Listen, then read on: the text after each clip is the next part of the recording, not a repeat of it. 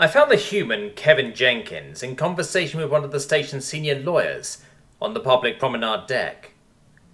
I had been retired from the customs and immigration desk on the docking ring while my injuries were repaired, and instead had spent much of the last 3 groups of 8 standard diurnals dealing with the paperwork and investigative work that had followed the Hunter attack. I had seen him only twice since, once when I saw him on the newsfeed as galactic media briefly turned their attention to our station and its unusual story, and the second time was when I took his statement for the official incident report. On the news, his eye had still been swollen and ugly. Much of his flesh had darkened and bruised from minor hemorrhaging, and he had been wincing with pain every time he drew breath. When I interviewed him, the swelling had gone down and the pain in his breath had gone away. Now, 20 diurnals after the attack, there was just some greenish discoloration to show that he had ever been injured. My arm, meanwhile, had needed amputating, and I was still adjusting to the plastic and carbon fibre prosthetic that had replaced it. He raised a forelimb and waggled his hand at me as I approached, and our social cybernetics agreed that this was a gesture of greeting. "Kirk!" he exclaimed. He was completely unable to pronounce my name, so had taken to approximating the first syllable, with my permission. He was still yet to explain why he had found it so amusing to call me that. A chair reconfigured itself for my anatomy, and I straddled it. Jenkins received no such luxury from the chairs, but seemed comfortable enough anyway. "I hope I am not interrupting, Lawyer Ventricanug?" I asked. "You are not, Officer Acton," Vendreg replied. He and I were good acquaintances, but his species are sticklers for observing some formalities upon greeting one another.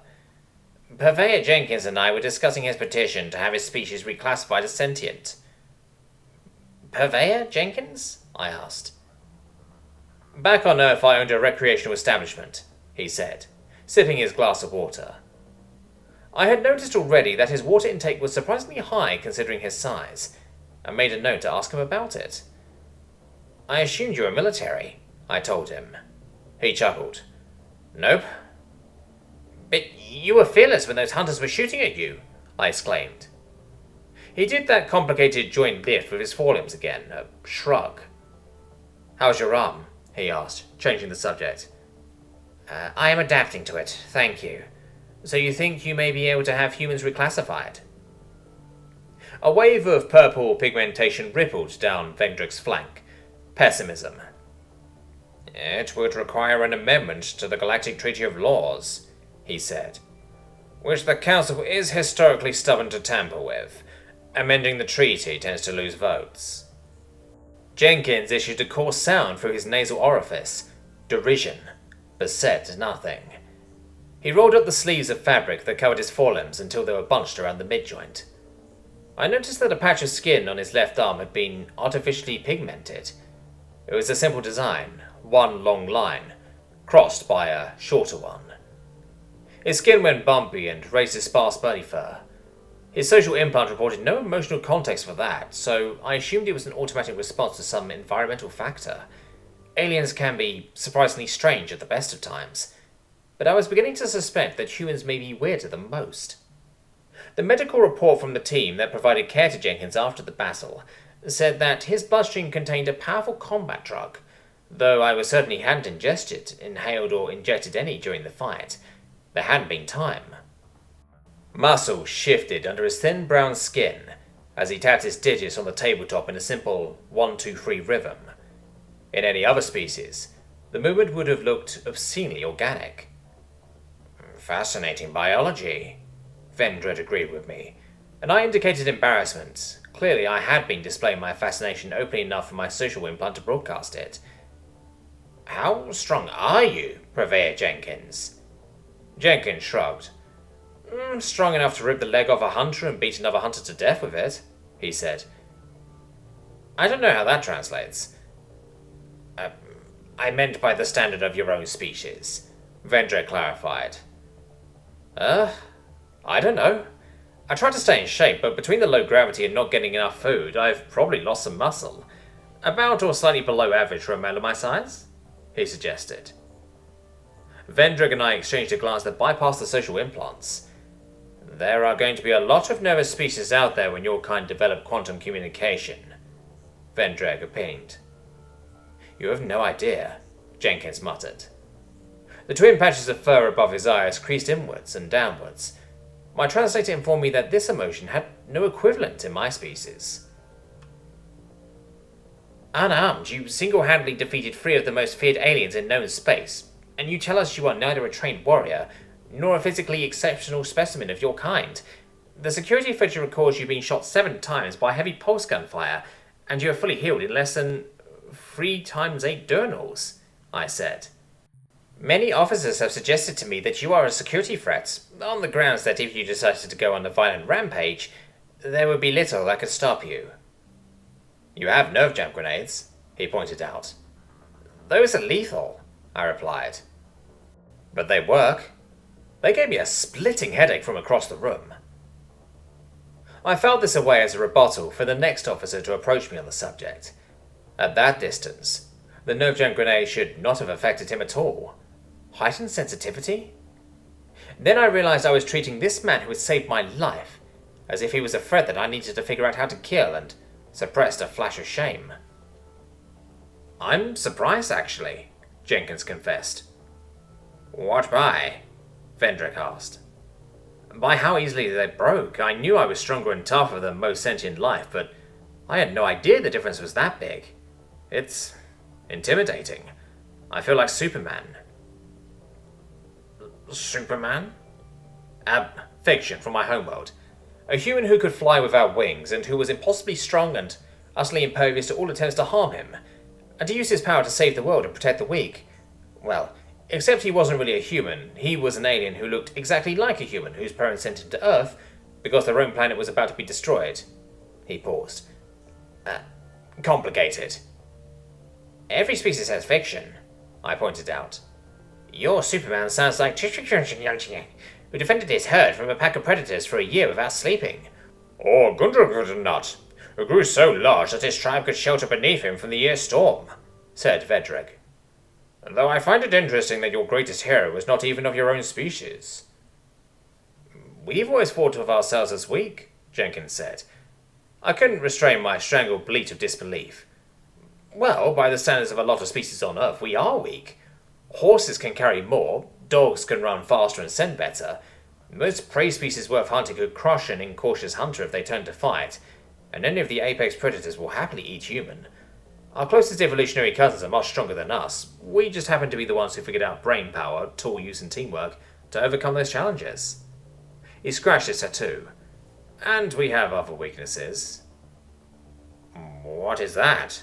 Vendreg asked. I couldn't tell if he had failed to notice the human's discomfort, or if he simply didn't care. Something I've never seen since I first started wandering around all these stations, Jenkins said. Tell me, did either of your species ever have something called religion? We gave it a moment's thought. My implant can't find an equivalent concept, Vendreg told him. I gestured that this was true for me also. What is it? Our greatest weakness, Jenkins said. And the reason you guys are going to shit yourselves when humans finally get off the ground. We listened, and I privately felt a sense of alarm mounting within me. The concept was very, very alien. Humans, it seemed, had for most of their sentient era preferred to invent explanations for the world around them, rather than admit a lack of knowledge. They had invented a sentience that was capable of doing any logical, consistent thing, capable of knowing anything. Rather than answer the mystery of where they had come from, they had historically preferred to tell stories and then convince themselves that the stories were true. If Jenkins was to be believed, then the line between fantasy and reality was, for many humans, invisible. He told us of the myth he had grown up being told was real. How this great power, God, had made the universe in a handful of diurnals and crafted the first humans from the dirt of their homeworld. They had disobeyed him and been punished, as had their descendants and their descendants, until apparently one tribe had tortured this being's physical avatar to death. He gestured to the tattoo at this point, explaining that it depicted a crucifix, the very instrument of torture in question. This act somehow convinced this God thing to forgive them, and be nice to humanity so long as they devoted considerable time and effort to telling it how great it was. Vendrick had turned a grim shade of worried dark green by the time Jenkins finished telling the story. So this god created humans, got angry at them, condemned them to be tortured forever and ever after death, and then had itself sacrificed to itself to save mankind from the very torture it was inflicting upon them? He asked. Yes? My social implant tentatively suggested that Jenkins's body language communicated tired endurance. And humans believe that this is the real way in which the history of your species unfolded? About a third of us still do, yes. We were silent for some time. Vendrick slowly went bluer and bluer until suddenly he erupted. Why? He demanded. I don't know, Jenkins responded, calmly. You don't know? You're wearing the symbol of this masochism on your arm, and you don't know why your people believe it? I know why I believed it, he said. I didn't know any better. But I was taught this thing from a very young age, as if it was true. I had no reason to believe I was being lied to, so I accepted it. It took me half my life to realize that the people who taught me this thing didn't have to be lying, they could just be wrong. He swallowed the last of his glass of water. When I told my family that I had stopped believing that the god myth was true, they accused me of being evil and severed all contact with me. I had to go to civilian law enforcement before most of my property was returned. I was actually driving back from talking with my lawyer about fighting for the right to have contact with my own offspring when I was abducted. He looked me in the eye.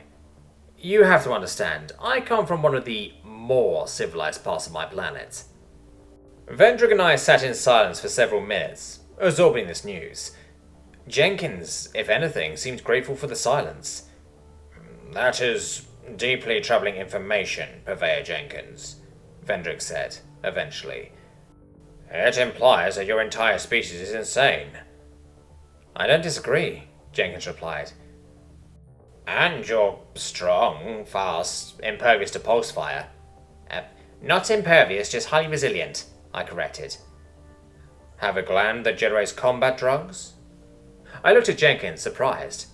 He did that shrug thing again, this time wobbling his head apologetically. Vendrick kept going, apparently oblivious to the exchange. And now you tell me that your species is gripped by the firm belief that a tale of breathtaking violence and cruelty is all true, and that many of you are willing to die in service to the principal villain of this story?